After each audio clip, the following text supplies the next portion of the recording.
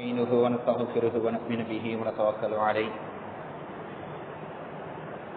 ونعوذ بالله من شرور أنفسنا ومن سيئات أعمالنا من يهده الله فلا مضل له ومن يضلله فلا هادي له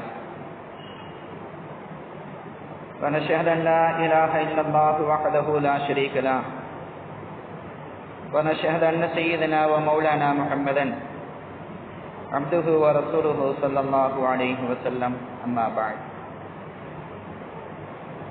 فقد قال الله تعالى في كلامه القديم وفي الفرقان المجيد أعوذ بالله من الشيطان الرجيم بسم الله الرحمن الرحيم والذين جاءوا من بعدهم يقولون ربنا اغفر لنا ولإخواننا الذين سبقونا بالإيمان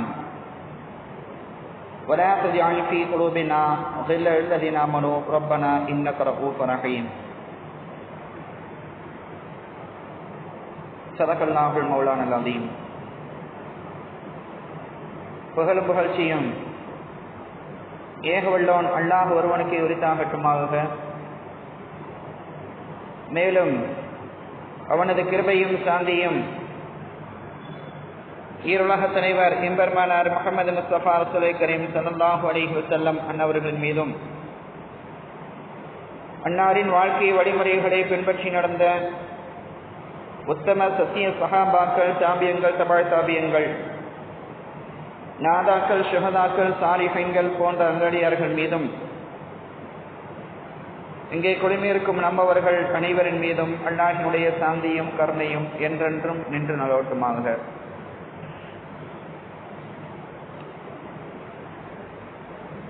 அருமையான அல்லாஹ்வின் நல்லடியார்களே, அல்லாஹ்வினுடைய அளப்பெரும் கிருபையினால் ஈதுல் மசாக்கீன் ஏழைகளின் பெருநாள் என்று அண்ணல் நபி ஸல்லல்லாஹு அலைஹி வஸல்லம் அன்னவர்களின் மூலமாக வர்ணிக்கப்பட்ட ஜும்ஆவுடைய தினத்திலே நாம் எல்லாம் கூடியிருக்கிறோம். நாம் எல்லாம் பரக்கத்து வாய்ந்த மாதங்களில் முதல் மாதத்தை கடந்து இரண்டாவது மாதத்திலே இருக்கிறோம். ரஜப் மாதம் வந்துவிட்டாலே கண்மணி நாயகம் ரசூலுல்லாஹி ஸல்லல்லாஹு அலைஹி வஸல்லம் அவர்கள் தங்களுடைய பிரார்த்தனையிலே அல்லாஹும்ம பாரிக் லனா ஃபீ ரஜப வ ஷஅபான் வ பல்லிக்னா ரமலான், இறைவா ரஜபுடைய மாதத்திலும் ஷஅபானுடைய மாதத்திலும் எங்களுக்கு பரக்கத் செய்வாயாக, ரமலானுடைய மாதத்தை அடைந்து கொள்ளும் பாக்கியத்தை எங்களுக்கு வழங்குவாயாக என்று பிரார்த்திப்பது நபி அவர்களுடைய வழக்கம். அப்படி சிறப்பு வாய்ந்த பரக்கத்து பொருந்திய மாதமான ஷஅபான் மாதத்தினுடைய முதலாவது வார இறுதியிலே இருந்து கொண்டிருக்கிறோம்.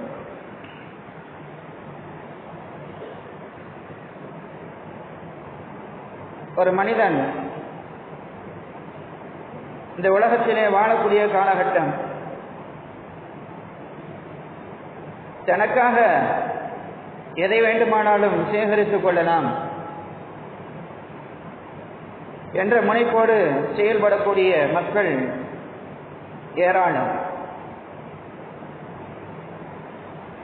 அது செல்வமாக இருக்கட்டும், கல்வியாக இருக்கட்டும், என்ன பிற காரியங்களாக இருக்கட்டும், அத்தனையும் நமக்கு நாம் சேகரித்துக் கொள்ள முடியும் என்ற நிலையில் இருக்கும் பொழுது இந்த உலகை விட்டு பிரியக்கூடிய ஒரு காலம் எல்லோருக்கும் உண்டு. ஒரு நாள் நாமும் மரணித்து தெளிவ இருக்கிறோம்.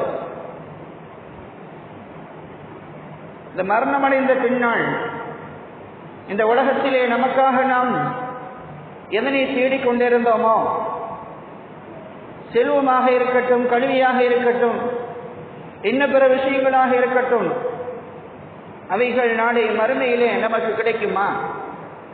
நம்முடைய மரணத்திற்கு பின்னால் நமக்கு கிடைக்குமா என்றால் சில விஷயங்களை தவிர மற்ற எதுவும் கிடைக்காது. இப்ப நம்மை முந்திவிட்டவர்கள் இருக்கிறார்கள். இன்றைக்கு நாம் ஹயாத்தாக இருந்து கொண்டிருக்கிறோம். நம்மை முந்திவிட்டவர்கள் நம்முடைய பெற்றோராக இருக்கலாம், நம்முடைய உறவினர்களாக இருக்கலாம், நம்முடைய நண்பர்களாக இருக்கலாம், நம்முடைய ஊராராக இருக்கலாம்.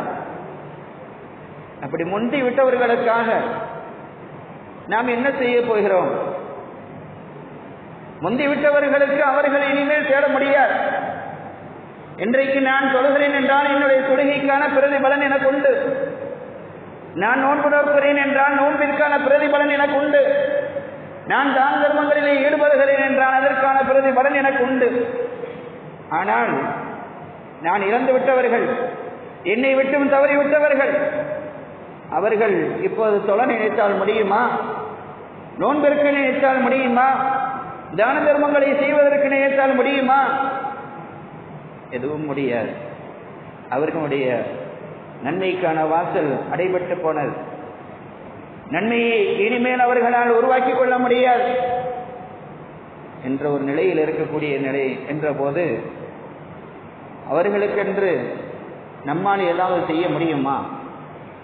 ஏதாவது உதவி செய்ய முடியுமா என்ற ஒரு கேள்விக்குள்ளால் வரும் பொழுது பலதரப்பட்ட விளக்கங்கள், பலதரப்பட்ட ஆதாரங்கள் சொல்லி காட்டப்படுகிறது. முடியும் என்பதாக சில, முடியாது என்பதாக சில. அவரவர்கள் சார்ந்திருக்கக்கூடிய கொள்கை விஷயம் சார்ந்தது என்பதாக சுருக்கமாக சொல்லுவோம். இப்போ நம்மை விட்டும் மரணித்து விட்டார்களே,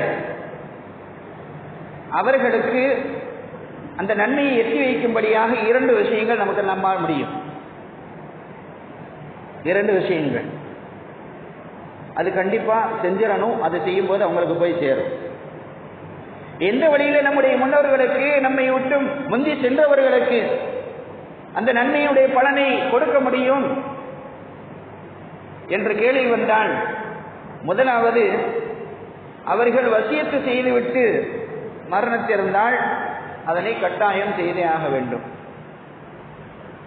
நம்முடைய பெற்றோர்களோ உறவுகளோ நம்மிடத்திலே ஒரு வசியத்து செய்திருக்கிறார்கள், என்னுடைய மரணத்திற்கு முன்னால் நீங்கள் இதனை செய்ய வேண்டும்,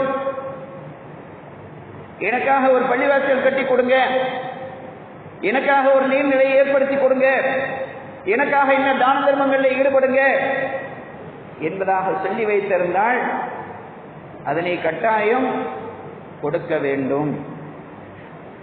யார் அந்த வசியத்தை பொறுப்பேற்றுக் கொள்கிறாரோ அவர் செய்து முடித்தே ஆக வேண்டும். அவ்வாறு செய்யக்கூடிய அந்த வசியத்தினுடைய நன்மை முழுமையாக நம்மை விட்டும் கடந்துவிட்ட நம்முடைய முன்னோர்களை போய் சேரும். ஒன்று, இது ஒரு வழியில் அவர்களுக்கான நன்மை என்றால், இரண்டாவது ஒரு வழிமுறை இருக்கிறது. அவர்கள் வசியத்து செய்யவில்லை, அவர்கள் வசியத்து செய்யவில்லை, ஆனால் அவர்களுக்கு அதனுடைய நன்மைகளை கொடுக்க முடியுமா என்றால் நிச்சயமாக முடியும். நிச்சயமாக அந்த நன்மைகளை அவர்களுக்கு கொண்டு போய் சேர்க்க முடியும். உலகத்தில் வாழக்கூடிய காலகட்டத்தில் அவர்கள் செய்த அந்த அமல்களை விட அந்த அமல்களுக்கு உண்டான பிரதிபலனை அவர்கள் பெற்றுக் கொள்வார்கள் என்பது ஒருபுறம் இருந்தாலும், அவருடைய மரணத்திற்கு பின்னாலும் இது போன்ற நன்மைகளை அவர்களுக்கு கொண்டு போய் சேர்க்க முடியுமா என்ற ஒரு கேள்வி வந்தால் நிச்சயமாக அதற்கும் வாய்ப்பு இருக்கிறது என்பதாகவே இஸ்லாம் சொல்லி காட்டுகிறது. அவர்கள் வசியத் செய்யவில்லை, ஆனால் அவர்களுக்காக நாமே விரும்பி செய்கிறோம் சில நல்லறங்கள். அந்த நல்ல காரியங்கள் மூலமாக அதனுடைய நன்மைகள் அவர்களுக்கு முழுமையாக போய் சேரக்கூடியதாகத்தான் இருக்கிறது என்பதற்கான ஆதாரங்கள் நிறையவே இருக்கு. இன்றைக்கு ஆதாரங்கள் அப்படின்னு சொல்லி நாம எடுத்துக்கிறதா இருந்தா, இன்னைக்கு என்ன நம்ம கிட்ட ஒரு பழக்கம் இருக்கு அப்படின்னா, ஆதாரம் இருக்கான் அப்படின்னு கேட்பான். எதுலடா அப்படின்னு கேட்டா, புகாரில இருக்கா, முஸ்லீம்ல இருக்கா. அவனுக்கு தெரிஞ்சது இந்த புகாரி முஸ்லீம். ஹதீஸ் கிதாபுகள் என்றால், ஹதீஸ் தொகுப்புகள் என்றால் இந்த புகாரியும் முஸ்லீம் மட்டும்தான் அப்படின்ற மாதிரி ஒரு கண்ணோட்டத்தை வந்திருக்கிறார். அதுதான் அவர்கள் விளங்கி கொண்ட ஒரு தவறான விஷயம். அதைத்தான் எதிராளிகள் பயன்படுத்திக்கிறாங்க. ஹதீஸ் கிதாபுகள்ல நிறைய இருக்கு, நிறைய ஹதீஸ் கிதாபுகள் இருக்கு. புகாரி இமாமே எடுத்துக்கிடுவோம். புகாரி இமாம் சொல்லுவாங்க, தன்னுடைய விளக்கத்தில் சொல்லும் பொழுது, தன்னுரையில் சொல்லும்போது சொல்லுவாங்க, எனக்கு கிட்டத்தட்ட 5 லட்சத்திற்கு மேற்பட்ட ஹதீசுகள் கிடைத்தது. எத்தனை ஹதீஸுங்க? 5 லட்சத்திற்கு மேற்பட்ட ஹதீசுகள் என்ன கைவசம் கிடைத்தது.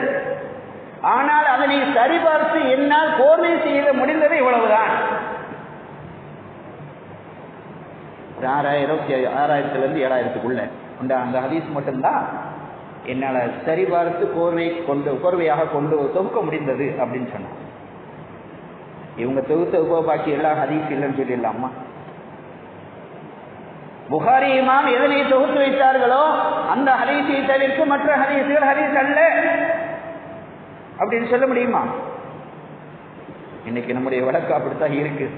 புகாரில இருந்தா ஏத்துக்கிறோம், முஸ்லீம்ல இருக்கா ஏத்துக்கிறோம். அல்லாஹ் பாதுகாக்கணும். ஹதீஸ் என்ற அடிப்படையில் எதுவெல்லாம் சொல்லப்பட்டதோ அதனை நம்புவது அது ஈமானின் முக்கியமான ஒரு அங்கம். நபியை நான் ஏற்றுக்கொண்டேன் அப்படின்னு சொல்றதுக்கான அத்தாரிட்டி ஹதீஸ்ன்னு சொல்லப்பட்டதை ஏற்றுத்தான் ஆகும். எது ஹதீஸ்ன்னு சொல்லி எழுதி வைக்கப்பட்டு இருக்கிறது, நான் போய் எழுதலைங்க, எங்க அத்தா போய் எழுதலைங்க, எங்க தாத்தா போய் எழுதலை. ஆனால் தொகுக்கப்பட்ட விஷயங்கள் நமக்கு கொடுக்கப்பட்டு இருக்கிறது, நம்புறோம். இதுல ஒரு விஷயம் என்ன அப்படின்னா, நாம சொல்லுவோம் 1446வது வருடத்தில் இருக்கிறோம். நாம நபி ஸல்லல்லாஹு அலைஹி வஸல்லம் காலத்துல நம்ம 1400 ஆண்டுகளை கடந்து நிற்கிறோம். இந்த காலகட்டத்திலே ஒரு ஹதீஸ் நம்மை பயமுறுத்தும், ஒரு ஹதீஸ் நம்மை ஒரு பயத்துல கொண்டு போய் சேர்க்கும். நபி ஸல்லல்லாஹு அலைஹி வஸல்லம் அவர்கள் சொல்லியிருப்பாங்க, நான் சொல்லாத ஒரு விஷயத்தை யார் சொன்னதாக இட்டு கட்டுகிறாரோ அவர் தன்னுடைய இருப்பிடத்தை நரகத்தில் அமைத்துக் கொள்ளட்டும். யாருங்க சொல்றா? ரசூல் ஸல்லல்லாஹு அலைஹி வஸல்லம் அவர்கள் சொல்லி இருக்கிறாங்க. அந்த ஹதீஸை கேட்கும் பொழுது 1400 ஆண்டுகளுக்கு பின்னால் இருக்கக்கூடிய நம்முடைய உள்ளம் நடுங்க ஆரம்பிச்சது. அல்லாஹ் பாதுகாக்கணும், நஊது பில்லாஹ் அப்படின்னு போறோம். ஆனால் ஹதீஸுக்களை வல்லுநர்கள் ஹதீஸுகளை தொகுத்து வழங்குறாங்களே, அவங்க எப்போ எடுத்தாங்க தெரியுமா? ரசூல் ஸல்லல்லாஹு அலைஹி வஸல்லம் காலத்திலிருந்து ஒரு 50 வருடங்கள் அல்லது ஒரு 100 வருடங்கள் அல்லது ஒரு 150 வருடங்கள், இந்த இடைப்பட்ட காலங்களிலே தொகுக்கப்பட்ட வரலாறுகள். அவர்கள் அந்த ஹதீஸுகளை சேகரித்து அதனை மக்களுக்கு மத்தியிலே கொண்டு வந்து சேர்த்திருக்கிறார்கள். அதிலே சில தரம் பிரிக்கப்பட்டிருக்கும், இது சஹீஹ், இது லைஃப், இது மௌது, இது முன்கசிய அப்படின்னு சொல்லி ஒரு சில விஷயங்கள் தொகுக்கப்பட்டிருக்கும். அது ஹதீஸை குறை சொல்லல. ஹதீஸ் குறையா இருந்தால் அந்த ஹதீஸை அவங்க எழுத வேண்டிய பதிவு வைக்க வேண்டிய அவசியமே கிடையாது. புகாரியே இருக்கட்டும், புகாரில சில ஹதீஸ் லைஃபான ஹதீஸ்ன்னு இருக்கும், முஸ்லீம்ல சில ஹதீஸ் லைஃப்னு இருக்கும். அதுக்கு அது ஹதீஸ் இல்லைன்னு சொல்லிட முடியுமா? அறிவிப்பாளர்களுடைய குறைகள் அங்கே, ஹதீஸில் குறை அல்ல. அறிவிப்பாளர்களிடத்திலே இருந்த ஒரு சில குறைபாடுகள், அவரிடத்தில் இருக்கக்கூடிய சில பழக்க வழக்கங்கள், அவருடைய நிலைப்பாடுகளை பெற்றுள்ள விளக்கங்களுக்காகத்தான் மக்கள் சொல்லப்பட்டதை ஒழிய அது ஹதீஸ் இல்லைன்னு யாரும் சொல்லலை, எந்த இமாமும் சொல்லலை. அப்படி சொல்லி இருந்தால் அதை எழுதி வைக்கணும்னு அவசியம் கிடையாது. ஒரு விஷயத்தை சொல்லிட்டு இது சரியில்லைங்க அப்படின்னு சொல்லிட்டு இதை ஏற்றுக்கிற முடியாது, ஏற்றுக்கிற வேண்டாம்னு சொல்லுவாங்களா யாராவது? எழுதுனவங்கள நம்ம ஒரு மாதிரியா பார்க்குற மாதிரி தான் இருக்கும். ஹதீஸ் தான், அதில் மாற்றம் கிடையாது. அதிலே அறிவித்த ராவிகளுடைய நிலைப்பாட்டிலே குறைகள் இருக்கலாம், தொடர்பிலே குறைகள் இருக்கலாம். எனக்கு என்னுடைய தாத்தா சொன்னாருன்னு சொல்லியிருப்பார், என்னுடைய தாத்தா இன்னொருத்த கேட்டாரான்னு சொல்லியிருப்பார், ஆனா அவர் பேர் சரியா தெரியலையான்னு சொல்லியிருப்பார். நமக்கு பயம் வர்ற மாதிரி அவங்களுக்கு வந்திருக்காதா? சொல்லாத விஷயத்தை சொன்னதாக இட்டுக்கட்டினால் நரகத்திலே உங்களை ஏற்படுத்தி ஆக்கிக் கொள்ளுங்கள் என்று நபி ஸல்லல்லாஹு அலைஹி வஸல்லம் அவர்கள் சொன்ன அந்த விஷயத்தை கேட்கும் பொழுது நம்முடைய உள்ளம் பயப்படுகிறது என்றால், அப்போது அந்த அறிவித்தவர்கள் அவருடைய உள்ளத்தில் அந்த பயம் இருந்திருக்காதா? 1400 ஆண்டுகளுக்கு பின்னால் நம்முடைய உள்ளத்தில் பயம் என்றால், நபி ஸல்லல்லாஹு அலைஹி வஸல்லம் அவர்களுக்கு பின்னால் சற்று ஏறக்குறைய 50 100 150 வருடங்களுக்குள்ளால் கொடுக்கப்பட்ட அந்த செய்தியை சொன்னவர்கள் பயந்திருக்க மாட்டார்களா? அப்ப நான் ஹதீஸையே ஏத்துக்கிற மாட்டேன் அப்படின்னு சொன்னா நபி ஸல்லல்லாஹு அலைஹி வஸல்லம் அவர்களே ஏத்துக்கிறலன்னு அர்த்தம். நபி ஸல்லல்லாஹு அலைஹி வஸல்லமுடைய நிலையை நாம ஏத்துக்கிறோம்னு அர்த்தம். நபி அவர்களை ஏத்துக்கிறல அப்படின்ற கட்டத்துக்கு வந்துருச்சுன்னா அல்லாஹ் ஏத்துக்கல, நாம யாரா போயிடுவோம்? நாம யாருங்க? அல்லாஹ் பாதுகாக்கிறோம். அதில் அந்த ஹதீஸனுடைய இலைகளை தெரிஞ்சுக்கிறோம் அப்படின்றக்காகத்தான் சில விஷயங்களை நமக்கு முன்னுதாரணம் வச்சிடணும். இப்ப ஏன் சொல்றோம் அப்படின்னா, பெரும்பகுதியான செய்திகள் பிரபலியமல்லாத ஹதீஸ் கிதாபுகள்ல இருக்கு. பிரபலியமா சொல்லப்படக்கூடிய கிதாபுகள் சொன்னா சிஹாஹுல் சித்தா அப்படின்னு சொல்லுவாங்க. சிஹாஹுல் சித்தா ஒரு 6 ஹதீஸ் கிதாபுகள் பிரபலியமாக பேசப்படக்கூடியது. அந்த 6ல் 1 புகாரி, முஸ்லிம், அபுதாவுது, இப்னு மாஜா, நசாயி. இதுவெல்லாம் இந்த 6 கிதாபுகள் பிரபலியமாக பேசப்படக்கூடிய கிதாபுகள். இதற்கு அடுத்து தொகுக்கப்பட்ட கிதாபுகளுக்கு கிதாபு இல்லைன்னு ஏற்றுக்கிற முடியுமா? இல்லை, தொகுக்கப்பட்டிருக்குது. அது ஹதீஸ்களாகத்தான் அறிவிக்கப்பட்டு இருக்கிறது. ஆனால் அதை ஏற்றுக்கொள்ளும் மனநிலையில் இன்றைக்கு நாம் இல்லை என்று அர்த்தம். ஏன்னா நமக்கு விளக்கம் அப்படித்தான் கொடுக்கப்பட்டிருக்கு. அதனால் நம்ம அதை விளங்குறதுக்கு மறுக்கிறோம். அதை விளங்குவதற்கு நாம் மறுத்து கொண்டு இருக்கிறோம். அவரவர்களுக்கு தோதுவான சாதகமான விஷயங்களை கருத்துக்களை போதிச்ச உடனே அப்படித்தாம்பா அப்படின்னு பின்பற்றிட்டு போற நிலைகள்ல நம்ம இருக்கிறதுனால அதை மறுக்கக்கூடிய நிலைகள்ல இருக்கிறோம் அப்படின்ற விளைவிக்கிறேன். இப்போ ஒன்றும் இல்லை, உதாரணத்துக்கு ஒன்று சொல்றேன்னு வச்சுக்கோங்களேன். நம்ம தமிழ்நாட்டில் கிட்டத்தட்ட எப்படி பார்த்தாலும் பள்ளிவாசல் அப்படின்னு சொல்லி வச்சா, மதரசாக்கள் அப்படின்ற அடிப்படையில் வச்சா, அதில் இருக்கக்கூடிய உஸ்தாதுகள் இருக்காங்கல்ல, இமாம்கள், எப்படி பார்த்தாலும் குறைஞ்சபட்சம் ஒரு 15,000 பேருக்கு மேலே இருப்பாங்க. குறைந்தபட்சம் தமிழ்நாட்டில் மாத்திரம் 15,000. இப்போ இந்த 15,000க்கு மேற்பட்டவர்கள் இருந்தாலும் இவர்களில் பிரபலியமாக பேசப்படுறது எத்தனை பேரும் கணக்கு பண்ணி பார்த்தீங்கன்னா விரல் விட்டு பார்த்தா 5 பேர் 6 பேர் 5 பேர் 6 பேர் அப்படின்னா நம்ம பிரபலியமாக பேசுவோம். ஹைதர் அலி எதிர்த்து, P.A. ஹாஜா மைதீன் எதிர்த்து, ஷதீதன் பாக்கவி எதிர்த்து, சேலம் அப்தாயர் பாக்கவி எதிர்த்து, அன்வர் பாஷாவுடைய ஹசரத்து, இந்த மாதிரி சில விஷயங்கள் சில நபர்கள் மட்டும்தான் பிரபலியமாக தமிழகத்திலே பேசப்படக்கூடியவர்கள். அப்ப அவங்க மட்டும்தான் அதில் தேர்ந்தவர்கள், மற்றவர்கள் தேர்ந்தவர்கள் இல்லை அப்படின்னு கருத்து கிடையாது. பிரபலியம் அவர்களிடத்திலே இருக்கக்கூடிய ஒரு தனித்துவமான விஷயத்தின் மூலமாக கொஞ்சம் ஃபேமஸ் ஆயிடுவாங்க. ஒரு பேச்சு திறனினால் அல்லது கருத்தாற்றல் மூலமாக, கருத்தாளம் அதன் மூலமாக ஒரு தேர்ச்சி அடையலாம், அல்லது எழுத்தாற்றலின் மூலமாக தேர்ச்சி அடையலாம். இது போன்ற இலைகளில் கொஞ்சம் தேர்ந்தவர்கள் அவ்வளவுதானே ஒழிய அதுக்காக மற்றவர்கள் சோட அப்படின்னு சொல்லிட்டு போறது கிடையாது. பொருள் அப்படி கிடையாது. அதே போன்றுதான் அன்றைய காலகட்டத்தில் நிறைய ஹதீஸ் கிதாபுகள் தொகுக்கப்பட்டிருந்தாலும் அதில் பிரபலியமாக பேசப்பட்டது ஒரு 6 கிதாபு.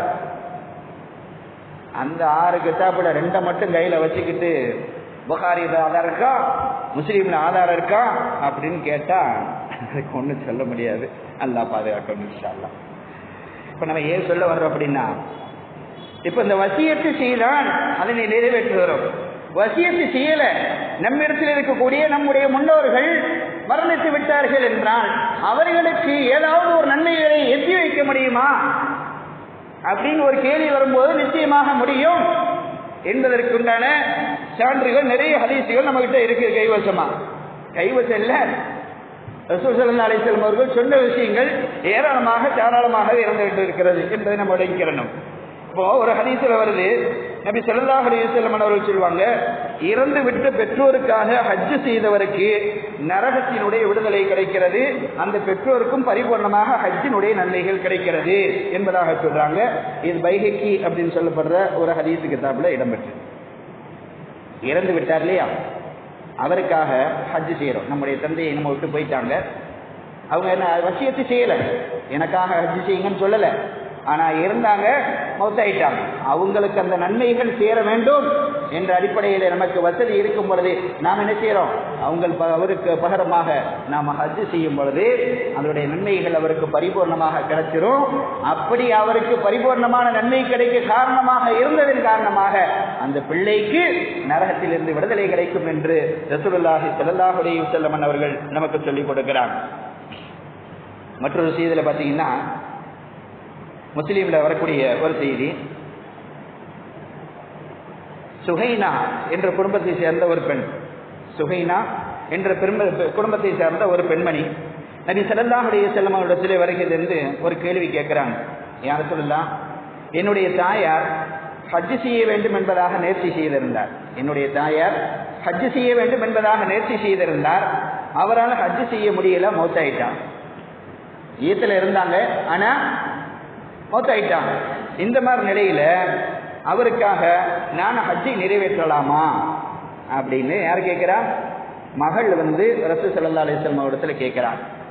கேட்ட சபையை நபி ஸல்லல்லாஹு அலைஹி வஸல்லம் அவர்கள் தாராளமாக ஹஜ், அவருக்காக நீ தாராளமாக ஹஜ்ஜை நிறைவேற்று என்பதாக சொல்லிவிட்டு, உதாரணத்திற்கு எப்படி சொன்னார்கள் தெரியுமா?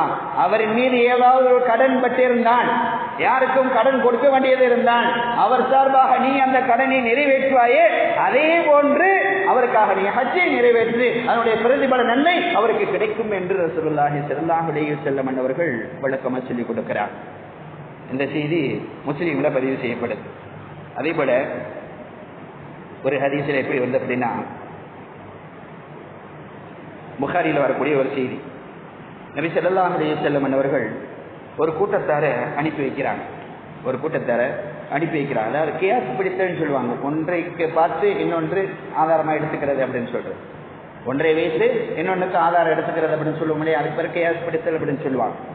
இந்த கியாஸ் பிடித்தல் என்ற அடிப்படையில் எப்படி தொகுக்கிறாங்க அப்படின்றதுக்கு ஒரு ஆதாரத்தை பார்க்கும்போது, புகாரியில் வரக்கூடிய ஒரு ஹதீஸ், அதுல நபி ஸல்லல்லாஹு அலைஹி வஸல்லம் அவர்கள் ஒரு கூட்டத்தினரை அனுப்பி வைக்கிறாங்க. ஒரு கூட்டத்தை, அதாவது பனு குறைலா என்ற இடத்தை நீங்கள் அடைவதற்கு முன்னால் அடைவதற்கு முன்னால் நீங்க என்ன செய்யக்கூடாது? அசர் நேர தொழுகையை தொழக்கூடாது அப்படின்னு சொல்லியிருப்பாங்க. அசர் தொழுகையை நீங்கள் தொழக்கூடாது அப்படின்னு சொல்லி அனுப்பாங்க. இப்ப இந்த தோழர்கள் பயணப்பட்டு போகும் பொழுது அந்த பனு குறைலா அந்த இடத்தை அடைவதற்கு முன்னாலேயே அசருடைய தொழுகை நேரம் வந்துருச்சு. தொழுகை நேரம் வந்துட்டா நிறைவேற்றணுமா பிற்படுத்தலாம்? என்னங்க செய்யலாம்? குறித்த நேரத்தில் தொழ வேண்டும், குறித்த நேரத்தில் தொழ வேண்டும் என்பது சட்டம். இப்ப ரசூலுல்லாஹி ஸல்லல்லாஹு அலைஹி வஸல்லம் வாக்கு ஒரு பக்கம் என்ன சொல்றாங்க?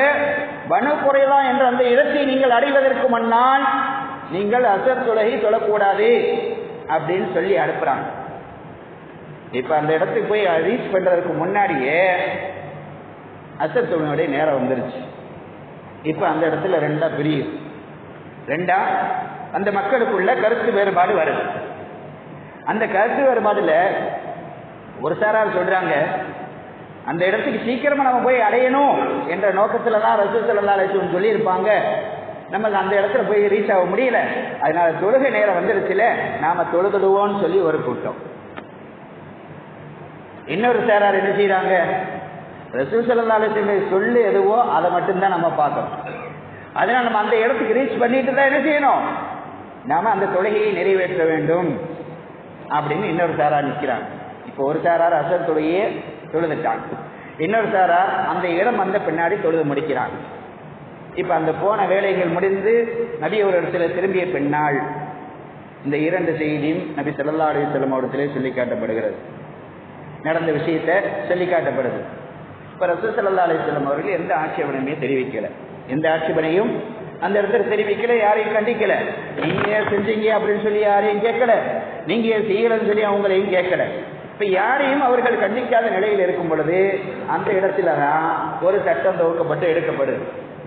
இமாம்கள் சட்டம் தொகுத்து கொடுத்தாங்கன்னு சொல்றோம் இல்லையா, அந்த சட்டத்தை இதுல இருந்தா எடுப்பாங்க.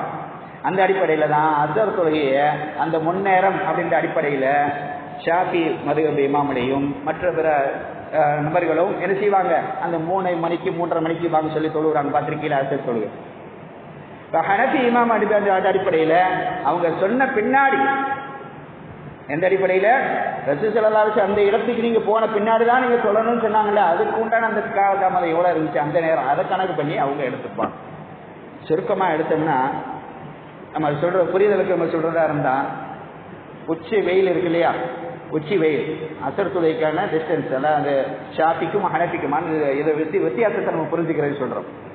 இப்போ உச்சி வெயில் நேரம் இருக்குது, உச்சி வெயில் நேரம் இருந்து அது சாயும் பொழுது அந்த இதனுடைய நிழல் சாயும் போது இல்லையா, ஒரே அளவுக்கு ஒரே இடங்கு எந்த பொருளை நீங்க வைக்கிறீங்களோ அந்த பொருளினுடைய 1 மடங்கு அளவு போய் தாண்டிருச்சுன்னா அதுதான் ஷாஃபி இமாம் கூடிய சட்ட வரையறை. அந்த முன்னாடி அவங்க அந்த இடம் வர்றதுக்கு முன்னாடி நேரம் வந்துருச்சுன்னு சொல்லுதாங்க இல்லையா, அந்த அடிப்படையில். அதே இது 2 மடங்கு வந்துருச்சு அப்படின்னா அதுதான் ஹனஃபி இமாமுடைய சட்டம், வேற ஒன்றும் கிடையாது. சட்டத்துடைய உண்டான முரண்பாடு அப்படின்ற அவ்வளவுதான். இது இமாம்கள் இப்படித்தான் ரசூல் ஸல்லல்லாஹு அலைஹி வஸல்லம் செய்தியே அவங்க கால்குலேட் பண்ணி எடுத்து கொடுத்தாங்களுடைய தவறா யாரும் எதுவும் புரிஞ்சு கொடுக்கல, எடுத்து கொடுக்கல. நம்மளா விளங்கிக்கிறது தப்பா புரிஞ்சுக்கிறோம், தவறா புரிய வைக்கிறாங்க அப்படின்றதான் செய்தி அப்படின்னு விளங்கிக்கிறணும்.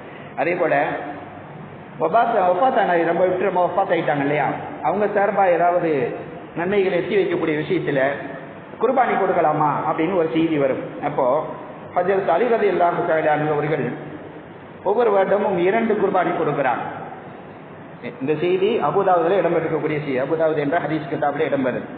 இப்போ நபி ஸல்லல்லாஹு அலைஹி வஸல்லம் அவர்களுடைய காலத்திற்கு பின்னால், வஃபாத்திற்கு பின்னால் அலி ரலியல்லாஹு தஆலா அன்ஹு அவர்கள் 2 குர்பானி கொடுக்கிறாங்க.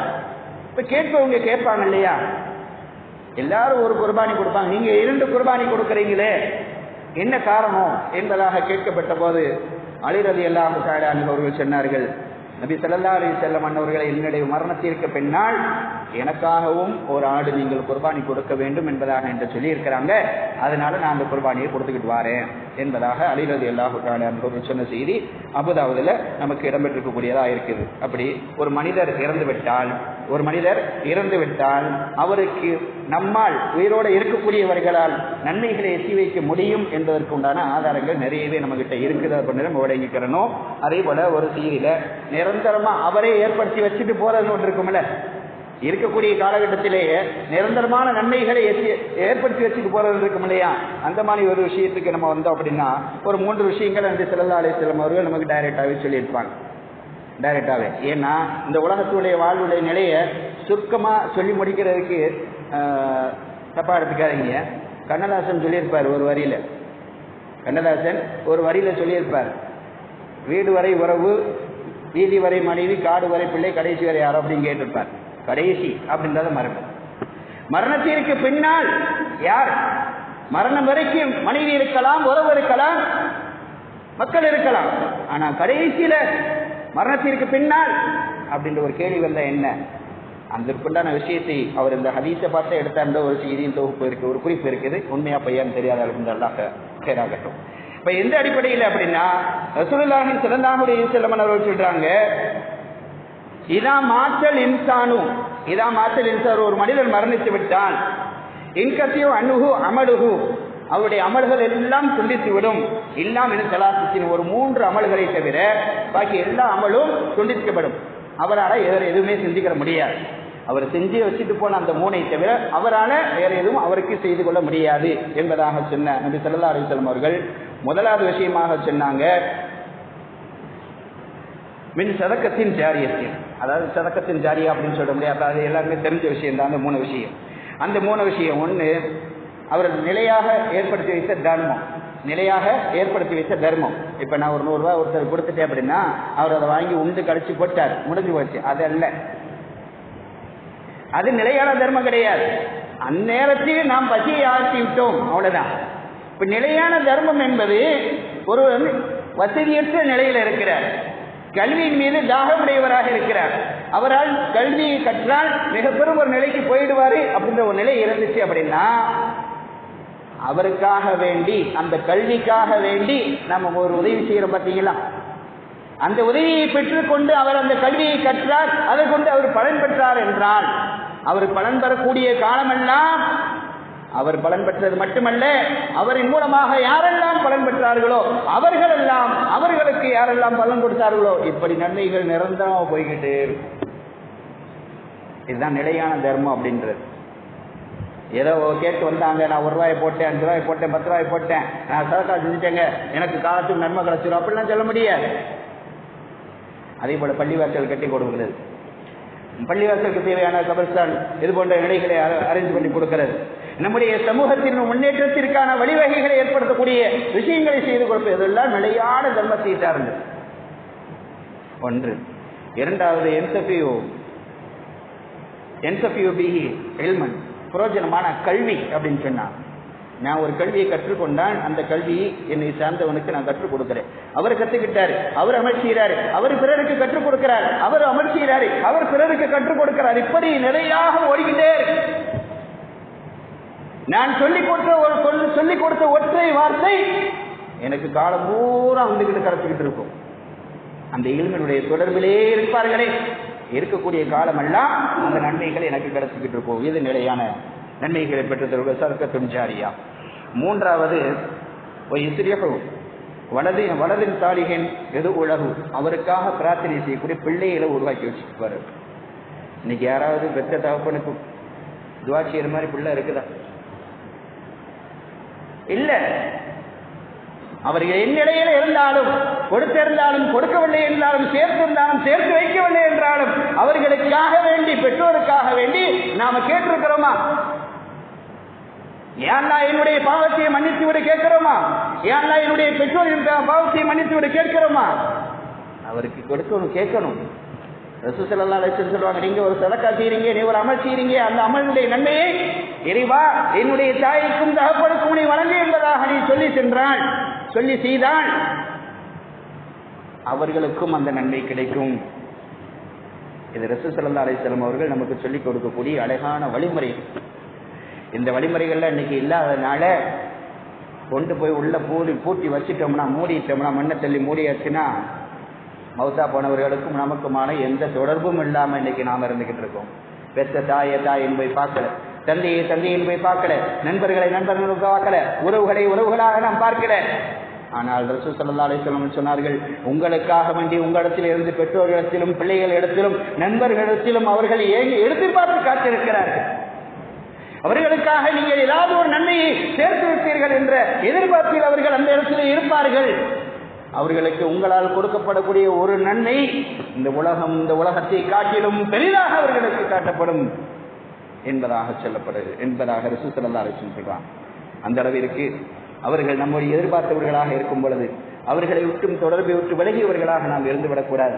யாரை அவர்களும் சொல்லிவிட்டார்கள், வைத்து விட்டார்கள், அவர்களின் கருத்தை பதிவு செய்து விட்டார்கள் என்ற காரணத்திற்காக வேண்டி நம்முடைய பெற்றோரை தவிக்க விட்டு விட வேண்டாம், நம்முடைய பிள்ளைகளை தவிக்க விட வேண்டாம், நம்முடைய உறவுகளை தவிக்க விட வேண்டாம், நம்முடைய நட்புகளை தவிக்க விட வேண்டாம். அவர்களுக்காக ஏதாவது ஒரு நன்மையான காரியத்தை செய்து வைக்க முடியுமையானால் செய்து வைத்தால் அதற்குண்டான பிரதிபலன் அவர்களுக்கும் போய் சேரும். அதனை செய்ததன் காரணமாக நமக்கும் அதற்குண்டான நிறைவான பிரதிபலன் கிடைக்கும் என்பதுதான் செய்தியாக இருக்கிறது. அல்லாஹ் ரப்பல் ஆலமீன் நம்முடைய முன்னோர்களுக்காக உண்டான அந்த நிலைகளில் ரப்பனா ஃபிர் லனா வ லி இஹ்வானி அல்லதீன சபகூனா பில் ஈமான், இறைவா எங்களுடைய பாவத்தை மன்னிச்சு எங்களை விட்டு முந்தி விட்டார்களே ஈமான் கொண்டு, அவருடைய பாவங்களை மன்னித்து விடு என்பதாக அவர்களுக்காக குறைஞ்சபட்சம் துஆ செய்யக்கூடிய நிலையாவது ஏற்படுத்திக் கொள்ள வேண்டும் என்பதை நாம் விளங்கிக் கொள்ள வேண்டும். அல்லாஹ் ரப்பல் ஆலமீன் நம்முடைய முன்னோர்களுக்கு நன்மைகளை ஏற்றி வைக்கக்கூடிய பாக்கியத்தை பரிபூர்ணமாக நம் அனைவருக்கும் தந்தல் புரிவானாக. வ ஆகிரு தஅவானா அல்ஹம்துலில்லாஹி ரப்பில் ஆலமீன். அஸ்ஸலாமு அலைக்கும் வரஹ்மத்துல்லாஹி.